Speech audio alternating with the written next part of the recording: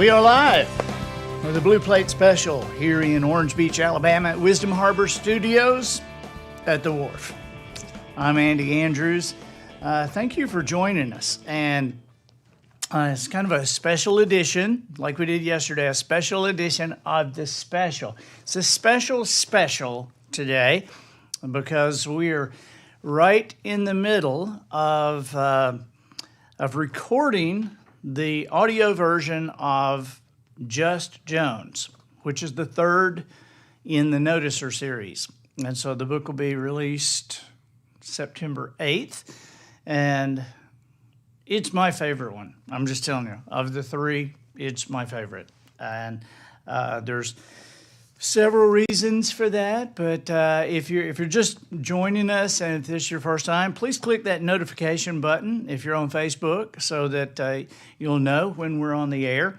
In a minute, when I start reading, SB is going to be monitoring everything, and she'll be talking to you while I'm reading. If you want to talk, if you'd rather talk than listen to me read, then go ahead and talk to SB.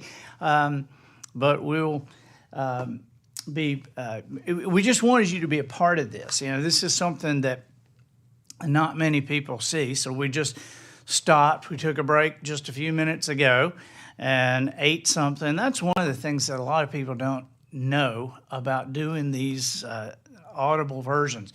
You actually must eat breakfast, you must eat lunch, and the reason is because these microphones are so sensitive that if your stomach starts growling, you have to just do it over. And so I'm already messing up enough and having to start over. And so to, have to start over every time your stomach growls, it's like, dude, you got to eat breakfast, you got to eat lunch. Let's see, what else? Please share this if you don't mind, and we would love for you to pre-order. I think there's a link down there. Oh, and let me tell you this. This is just something kind of funny, just while you're getting ready before I read. This morning, I got up real early, and I was ordering another of Don Reed's books, the Statler Brothers anthology, because I'm sending it to Jimmy Yeary, who's also a songwriter. And so I'm ordering another, so I thought, I'm going to look at Just Jones on Amazon and just make sure it's there and everything. And so I somehow got into the Audible version of that. And Matt, can you throw that picture up? I took a picture of the screen. Now look at this. I just thought this was very curious. Do you see the length of the audio version of this book? 8 hours and 8 minutes. How do they know? I mean, how do they know? I'm doing it right now. I'm not through with it. I mean, I'm about to read to you what chapter? I'm about to read chapter 16. There's like 30 chapters, 30 chapters in this thing. How do they know how long it's going to be? That's just something curious. I just thought it was very curious. So, we wanted to make you a part of this and have you involved, and so just we're going to do like 10 pages.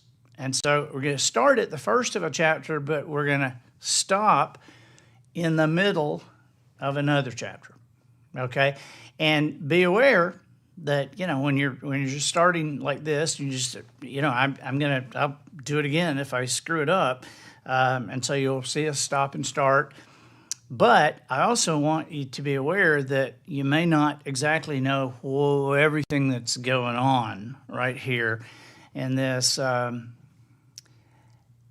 do want to tell you, though, that this has in this chapter one of my favorite characters in the book, who is Oliver Sutherland. And Oliver Sutherland is a 13-year-old kid in Orange Beach, Alabama. And hey, Mark Lowry, I see it's your Mark. When I think of this 13-year-old kid, dude, I think of you.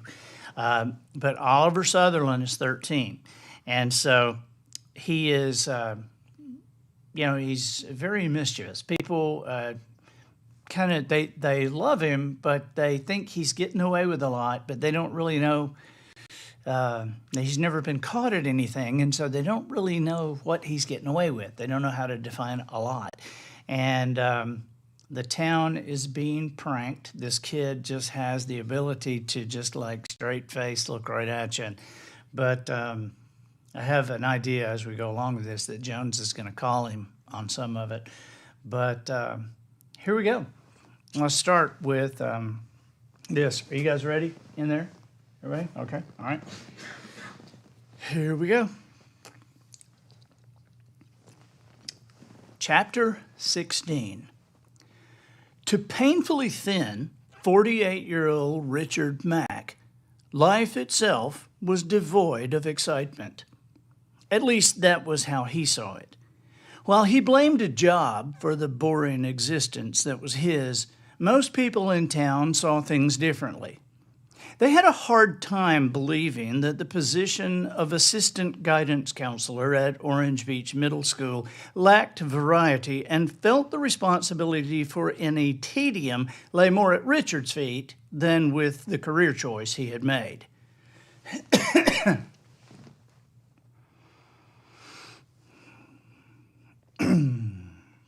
Okay, let's see.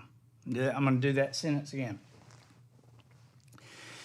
They had a hard time believing that the position of assistant guidance counselor at Orange Beach Middle School lacked variety and felt the responsibility for any tedium lay more at Richard's feet than with the career choice he had made. Few disagreed with the observation made by Dr. Charlie Cooper years ago. It was just guy talk in a duck blind, nothing serious intended, but the comment got around quickly. Richard Mack is a good guy, Dr. Cooper said, before famously adding, but he is duller than dirt. Of course, because of his profession, Charlie found his smart remark elevated to the level of medical opinion, and it had not been forgotten. She looks familiar, Richard thought, watching a woman who appeared to be in her mid-30s as she was buzzed through the school's main doors. She wore dark green leggings and a matching pullover. She was beautiful, but in an uncomfortable kind of way. This was not someone a man introduced to his mother. He stared at the woman until she passed through the doors of the inner office. Her close proximity forced him to look away. Richard racked his brain to figure out where he had seen her. The clothes she wore were not loose-fitting. In fact, Richard thought that the leggings and the pullover were too tight. After he watched her a moment more, however, he decided the ensemble was not too tight. It was a fine fit after all. In addition, the dark green contrasted nicely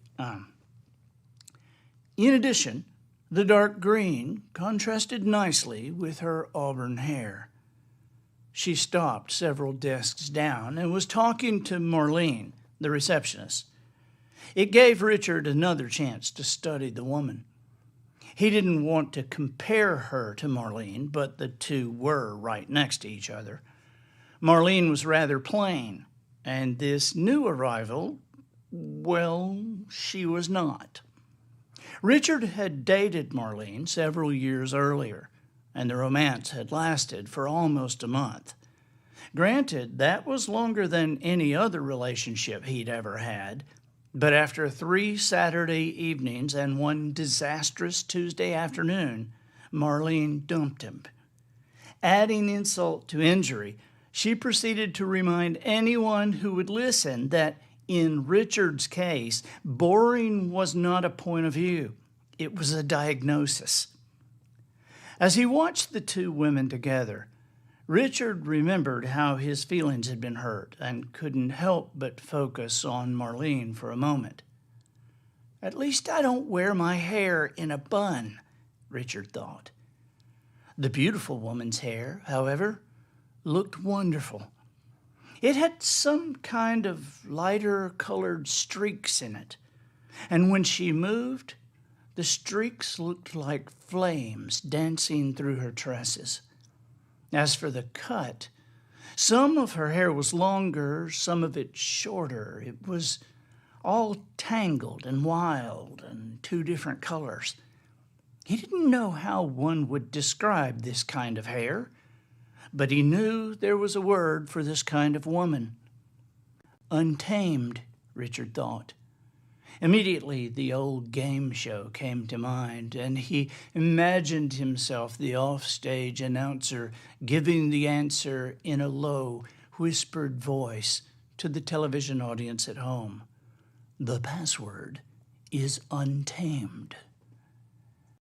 Richard continued to struggle with how he knew her, but was concentrating so hard that he had neglected...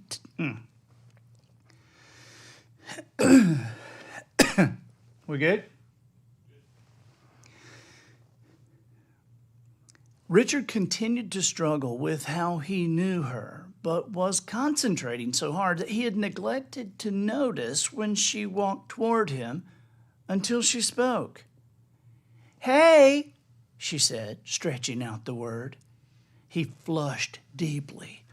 There was something about the way she greeted him that would have horrified his mother. But, he told himself, his mother was not there, and he could smell her perfume. "May I help you?" he asked. "Yes, please. The lady over there told me that you were the checkout person, and I need to check out Oliver Sutherland. Are you the principal? My goodness, what an important position!" Richard swallowed hard. Halfway into what she had been saying, the woman had leaned over the desk. After asking if he was the checkout person, Richard hadn't heard another word.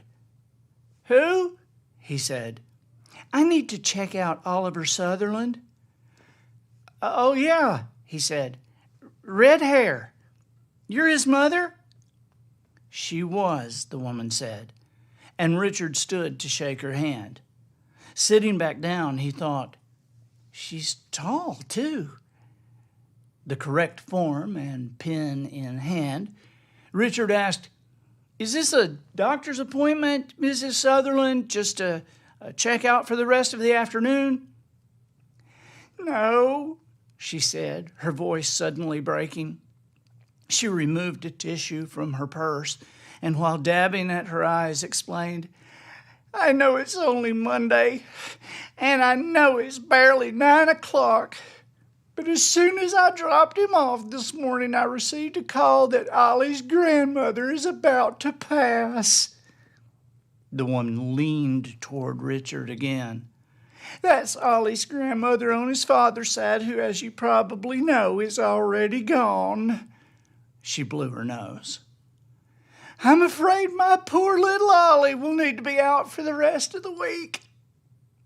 With that, she turned, sat down on Richard's desk, and proceeded to have a breakdown. With her face buried in her hands, the woman struggled for control, while right behind her, still seated, Richard struggled for control as well. He reached to pick up the phone on his desk and was thrilled to see that his hand passed a mere 6 inches, maybe less, from the green of the leggings that appeared to have been painted on the crying woman. At the reception desk, Marlene quickly rapped her knuckles on her desktop 3 times and said, "Air's on, here we go again." So captivated was Richard, however, by the goddess sitting on his desk, his brain barely registered the warning. Neither did he notice his co-worker calmly tying a red bandana over her nose and mouth. Richard pushed 3 numbered buttons on the phone.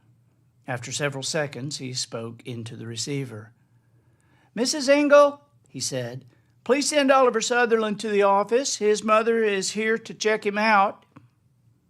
Placing the phone back into its cradle, Richard stood and came around to the front of the desk. "Mrs. Sutherland," he said, "Oliver's on his way. I'd like to offer the thoughts and prayers of Orange Beach Middle School to your entire family, ma'am." "Thank you," she said and sniffed. Frowning, she sniffed again. Looking suspiciously at her tissue, she sniffed it. Only then did she address Richard. "What is that smell?" Before he could answer, she put her tissue over her nose and in a loud voice said,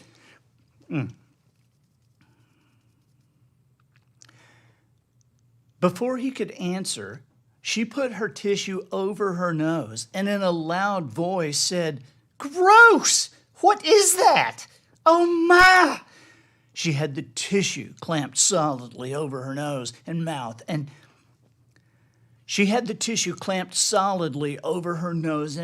now, and was frantically looking up, down, and around. She saw Marlene watching her. Marlene also had some kind of cloth over her nose and mouth. Richard had nothing handy and had begun to feel as though his skin might soon match the green of this woman's clothes. Practically screaming at Richard, she cried, "What is happening? What are you people up to?" "It's pig urine, we think," he said, and she stopped. "What? Pig urine," Richard said. "We never found pig number 5, and it's as bad as ever. The thermostats are set to 72, but when the air conditioners come on, and they just did, the odor is overwhelming." The woman gagged and ran for the door, just as Oliver came in from the hallway on the other side. He saw her running out and yelled, "Mom!" Speeding by Richard, he threw a "What did you do to my mom?" at him and was gone. Richard pulled several tissues from a box on another desk and held them over his nose and mouth as he walked over to Marlene. The bandana she held to her face was smeared with Vicks Vapor Rub. "Wow," he said. "Well, that was crazy." "Yeah," Marlene agreed.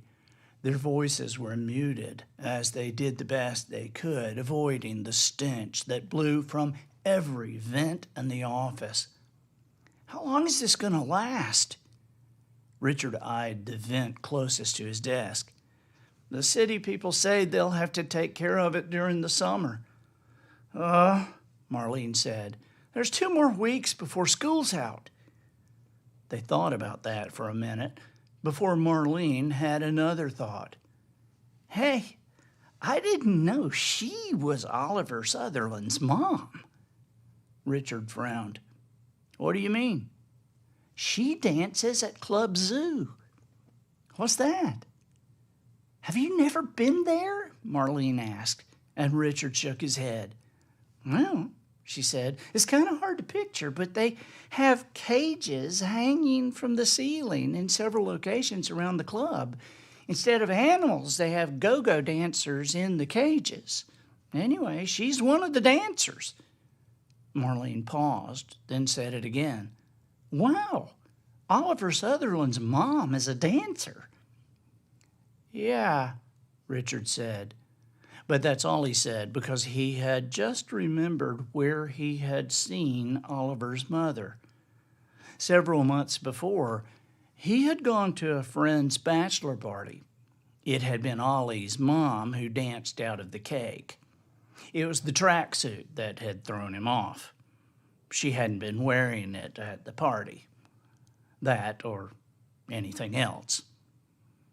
Outside, in the parking lot, Oliver ran to catch up.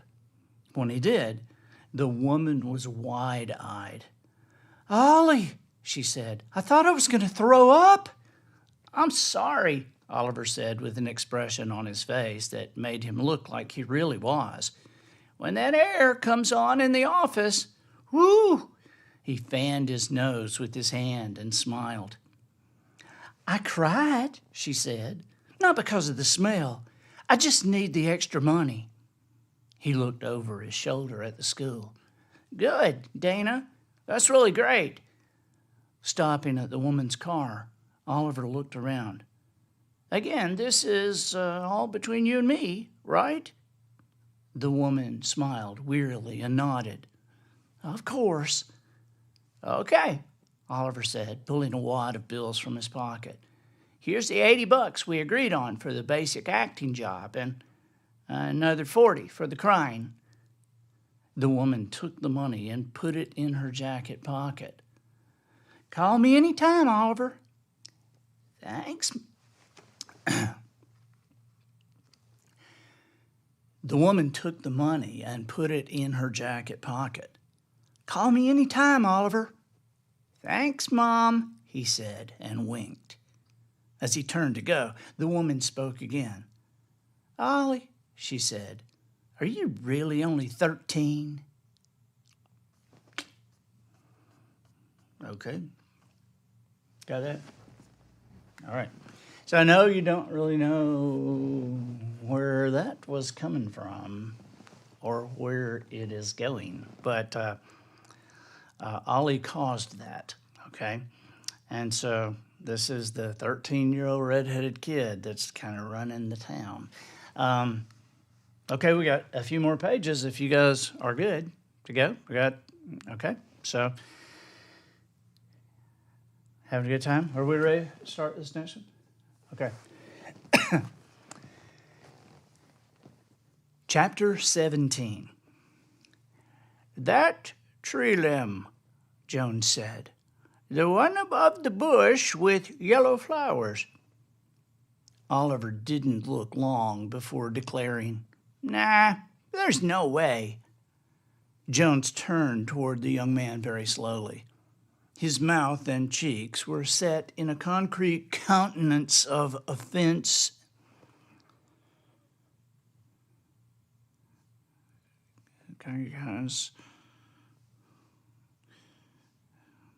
Well, I know that I know I wrote this, but is it offense or offense? Offense. Offense. Offense. Okay. I know I wrote it, but okay. Matt, I'm just going to start that again, okay? Here we go. Chapter 17. That tree limb, Jones said. The one above the bush with yellow flowers. Oliver didn't look long before declaring, Nah, there's no way. Jones turned toward the young man very slowly. His mouth and cheeks were set in a concrete countenance of offense and challenge, but it didn't bother Oliver at all. He saw the sparkle of good humor in the old man's eyes. Oh, really? Jones said. If I don't make it, I'll give you 10 seconds to grab all the candy you can at the 5 and dime. But if I do make it, you have to pick some of those yellow flowers and take them to your mother. Oliver's face lit up with the first possibility, but when the second was rolled into play, his eyes narrowed. Why's that? He asked. Jones continued to study the limb, moving his head a bit, gauging the height of the branch as well as its distance. When he answered, the old man's tone was nonchalant, but his words formed a picture designed to touch a place deep inside the boy. 'Cause I'm an old guy and don't need nothing. But your mom, excepting for you, is alone. So you see, Jones selected a big pine cone from the many lying about and placed it carefully on top of the sandy trail. The old man looked down at the pine cone, then up at the tree limb that had grown across the trail. It was about 8 feet off the ground. Taking 3 big steps backwards, Jones continued to speak to the red-headed boy who was watching him closely. The way I figure it is... He looked at the pine cone again, then the tree limb.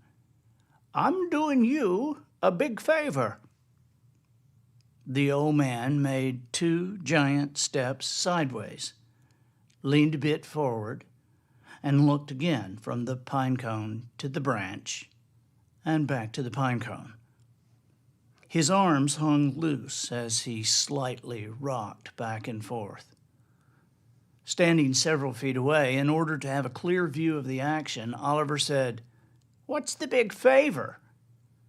Still focusing, the old man said, "Well, when I kick this field goal and win our little contest, I will have made things happier for you at home.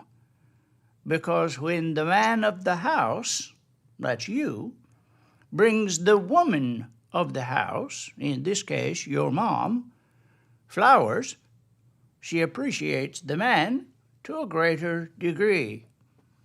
He feels appreciated and is thus happy." Holding up a hand, he said, "Now, if you'll just give me a second."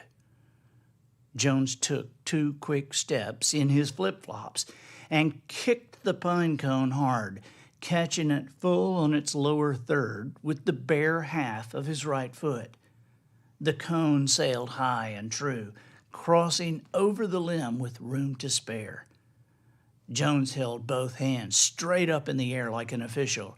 "And the kick is good!" he yelled, dancing in place just a tiny bit. "Yow!" the teenager said. "That had to hurt your foot."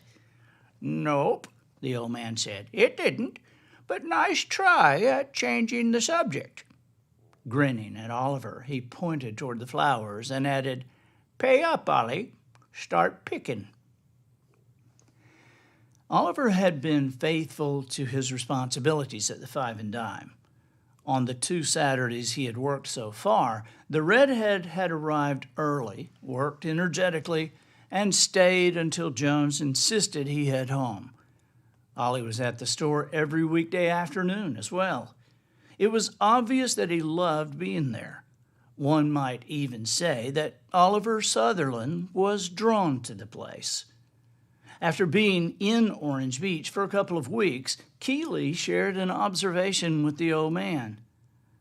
"School is out at 3, she said. "Yes," Jones responded. "But you watch," the young woman went on. "Ollie will be here before 3:15. Jones waited for her to continue. When she did not, he prompted, "And your point is?" "It's just funny to me," Keeley remarked before interjecting. "Funny strange, I mean, not funny ha-ha." The old man nodded. "It's just funny that Oliver doesn't get out until 3. School is more than a mile from here. He has no ride, no bike, but the kid gets here before 3:15 every day. What does he do, run flat out the whole way here?" Jones chuckled. "I'm just saying that he needs this place," Keeley concluded. "Or you." Jones paused before tossing that one back. "Or you," he said, and allowed the thought to hang in the air for a moment. "Either way," the old man grinned, "Ollie is always on time." On this particular day, however, the teenager had been early, really early. Arriving shortly after 11 o'clock, when asked why, Ollie had explained that some kids were granted an entire week off to prepare for exams. As soon as the words had come from his mouth, Keeley was opening her own with the intention of challenging what he'd said. Before she spoke, however, the old man laid his hand on her arm to hold her back. "Good for you, Ollie," he said. "Since you have a bit of extra time and I need to get some fresh air, why don't you join me on a long walk?" "No, there's no long here." "Good for you, Ollie," he said. "Since you have a bit of extra time and I need to get some fresh air, why don't you join me on a walk down by the canal?" Though her eyes narrowed, Keeley agreed to hold down the fort while they were gone, and, in any case, That is how the old man had begun to maneuver the boy into picking flowers in the first place. Okay, we got a whole another half day this afternoon. And then we start at 8:30 in the morning. And we will see you again at 12:15. If you would like to join us wherever we are in the book, we'll be rolling toward the end tomorrow. But I hope you're enjoying this. I hope you're not disappointed by. I mean, I know some of you listen to the audio versions of these, and I hope you're not disappointed to find out that I don't just like read them all the way through with no mistakes. I actually, I don't make any mistakes. I don't make any at all. Even those that you think you heard right then, when I stopped and started and stopped and started, that didn't really actually happen. I don't know what you were thinking, but it didn't actually happen. And I can prove to you that it didn't happen because when you listen to the audiobook, it won't be there. Hey, thank you for being with us, and we'll see you tomorrow at 12:15 on the Blue Plate Special. Bye-bye.